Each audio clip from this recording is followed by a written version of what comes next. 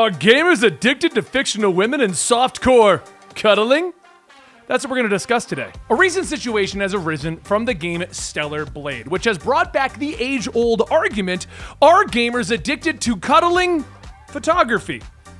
You can put those two together. I can't say the word for fear of YouTube demonetizing us, so we're gonna have some fun with it. So let me explain how we've gotten back to the age-old argument and where this is and where my research has brought me this time around. Because today we're gonna be discussing sexuality in advertising. You see, in the game Stellar Blade, we have an action adventure with a woman with what people have deemed to be impossible proportions. This led into the usual argument about women needing to look more realistic within their games. This eventually led us down the rabbit hole of the developer coming out and speaking about the impossible proportions of the woman featured in the game. His first response was the woman actually doesn't have impossible proportions. You see, what they chose to do was a body scan of one of their favorite Korean models. The then follow-up argument, when people also then began to argue about how realistic that is, the developer then followed up by stating, I don't really care anyway, I'm making a video game that I want to be fantasy, so I'm going to make a woman that is a fantasy. And that was kind of where the argument ended, or at least where it typically ends when it comes to sexuality in advertising and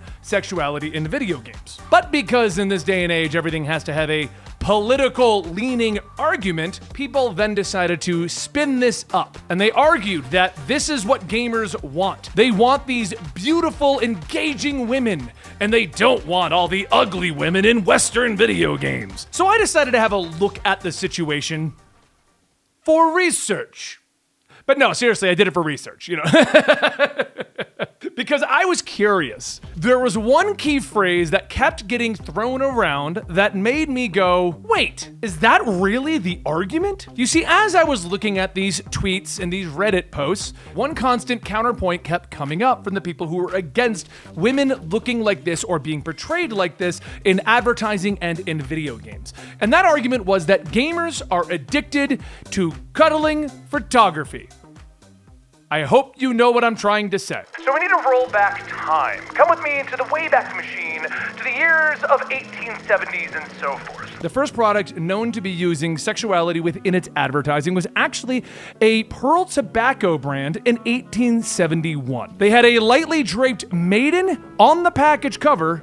The tobacco sold very, very well. Duke brand cigarettes then featured provocative scarlets and became the leading cigarette brand by 1890. Woodbury facial coal was almost discontinued until they began to use images of romantic couples and suggested love and intimacy. If you want to go more recent to brands you may have heard of, Calvin Klein used sexually explicit advertising recently and came under fire over it. But one of the more funnier situations is the Pepsi brand company actually created advertising in which they told men to download an app so that they could rate women, and if they rated the women properly based on 24 parameters, they had a chance at getting laid. It's pretty much what it boiled down to. But what I'm getting at is sex in ads is not a new phenomenon. The video game advertising in the 90s was well known for associating cuddling with video games and would do advertising such as a woman handcuffed to a bed. And the advertising implied you forgot her there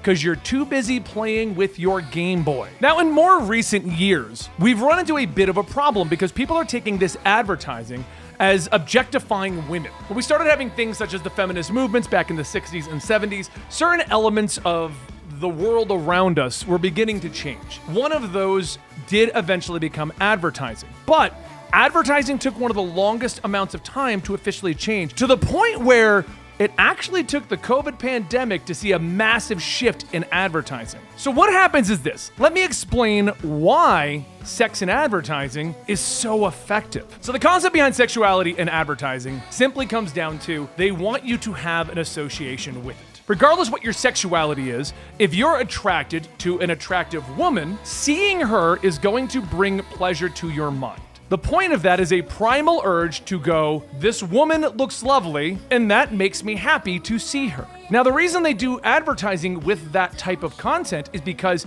if you see the woman, let's take Pepsi for example, a woman in a bikini holding a Pepsi can, they're actually tricking your brain. Seeing the woman holding the Pepsi can will then make you associate that woman with pleasure. It made me happy to see this advertising. Oh, and Pepsi was in the ad. So now you want to try Pepsi because what you're associating is Pepsi with that good feeling. But they're giving you the good feeling from sexuality and advertising. This seemingly makes sense for men or individuals attracted to women. But what about people who are not attracted to women? Well, the concept behind that really boils down to the exact opposite. So let's say you're a woman who is a little unattractive, but you see an attractive woman holding in a Pepsi. Well, they want you to associate you will look good holding that Pepsi. All of this is subliminal. They don't want you to think about this up front. They want you to be scanning your eyes across the street, see that advertising, and just quickly associate. Because if you look at it too long, you're gonna go, why is that woman in a bikini holding a Pepsi? The amount of times that an ad breaks down when you overanalyze it is very quick and easy. The same advertising principles actually apply to those over-the-top, goofy ads. So let's take an advertisement like Old Spice, where it makes no sense, at least the old ones. Remember those ones where it'd be like, and now I'm on a horse? Those ones are trying to associate the sexuality because, you know, Old Spice now has this hot woman that was attracted to the smell of Old Spice.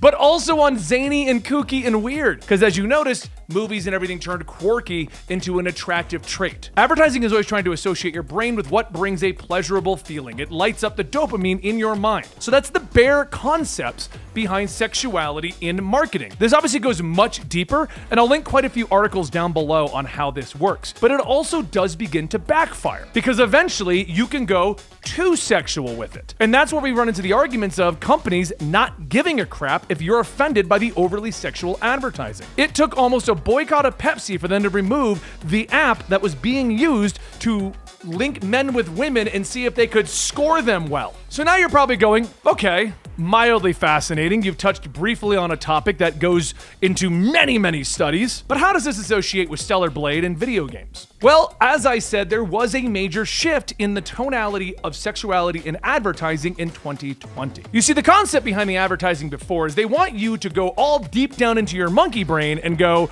I get Pepsi, I get woman. That's what they want you to think. That's what they're trying to do. They're trying to spike your dopamine monkey brain to think that. But when COVID hit, we were all told to avoid people. So you can't really advertise, I get Pepsi, I get woman, when I'm also being told I must avoid people. So advertising shifted in tone, which has actually led to a lot of the arguments today, including Stellar Blade. So advertising moved away from showing sexuality in ads heavily. We had already been kind of drifting away from the concept of sexuality in ads, but it wasn't gone. You would always have one person being like, love your body how it is. And then right next to that advertising, really pretty lady and Pepsi. You know, like that's pretty much what you would have. I keep using Pepsi. I think Pepsi shifted away from this back in the early 2000s, but you get the point I'm trying to make here. Advertising actually shifted to what would bring you that pleasurable dopamine rush? Couples, accepting yourself. Hence a lot more recent advertising moving in what some would call a woke direction. The reasoning behind that is because we were all beginning to get trained to avoid people. So accept yourself. Be happy with yourself. That's where the advertising began to go to in more traditional advertising. Video games also shifted to go more with this mentality. We started getting away from women wearing the bikini armor, and it started to go more towards just presenting women as strong heroes to be played in a video game. Full body outfits and just having them be like the leader that they should be. A great example of that is how Aloy was handled recently in PlayStation, or how Lara Croft went away from just being triangle boobs to being more of a presentable woman who's going on these adventures and doing things that everyone else can't. This is combined with the fact that as we've gone farther away from old school advertising and feminist movements,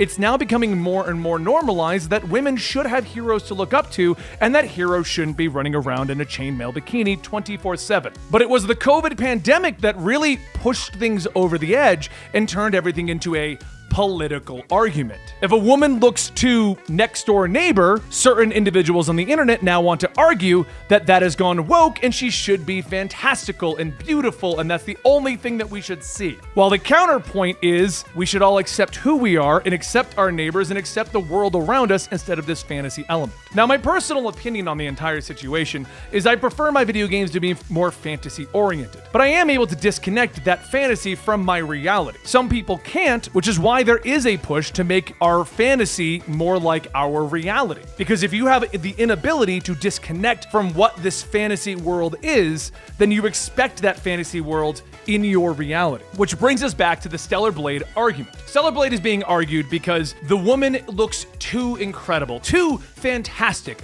We shouldn't be allowing this. The counterpoint to that whole thing is every game is to each its own. Some games want to have that fantasy, fantastical element, and I do believe that those games should exist. We shouldn't just get rid of every game and just make them look like the girl next door. On the flip side, we should have some more realistic games coming out. And then the ultimate argument is that there shouldn't even be an argument, because if you're interested, play the game. If you're not, don't. All the way back when the game Nier Automata came out with a very similar, crazy proportioned woman who was running around in her underwear practically because of how short her dress were, we didn't get this nearly as much. The game came out in 2017, and I was all over the internet at that point, and I can tell you there wasn't as much of an argument about, oh my god, she looks too beautiful. There was, of course, the argument that gamers are addicted to photography of cuddling, but it wasn't nearly as bad as is it now. So we again come to the question, why is Stellar Blade being turned into a political argument about sexuality in video games?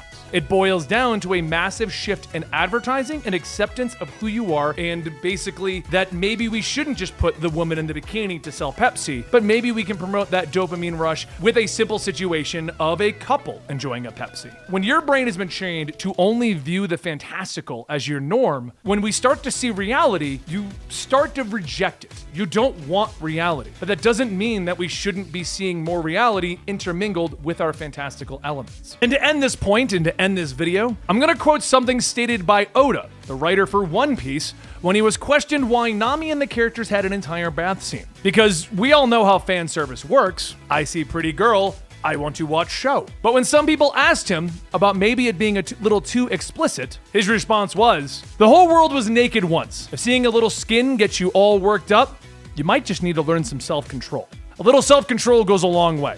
And not everything needs to be fantastical, and not everything needs to be realistic. We need to have a happy medium and stop making everything a political argument. Come on, it's a game.